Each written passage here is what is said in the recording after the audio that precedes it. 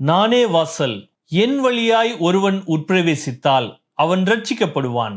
அவன் உள்ளும் புறம்பும் சென்று மேய்ச்சலை கண்டடைவான் என்று இயேசு கிறிஸ்துவானவர் சொல்லுகிறார். இயேசு கிறிஸ்துவானவர் இன்றும் அவர் வாசலாக இருக்கிறார். எதற்கு வாசலாக இருக்கிறார்?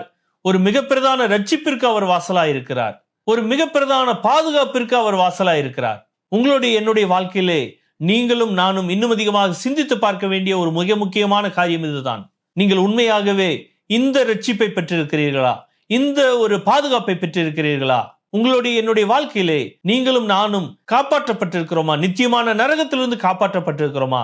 நிச்சயமான நரகிலிருந்து காப்பாற்றப்பட்டு ஒரு பாதுகாப்பான இடத்துல நாம் வைக்கப்பட்டிருக்கிறோமா? அப்படிப்பட்டதான உணர்வை நீங்களும் நானும் இன்னும் அதிகமாக உறுதியாக பெற்றுக் கொண்டிருந்தால் அது நிச்சயமாகவே தேவன் ஆசீர்வதித்த ஒரு வாழ்க்கையாக இருக்கும். அப்படிப்பட்டதான ஒரு வாழ்க்கையை தேவன் தாமே உங்களுக்கும் எனக்கும் தருவாராக.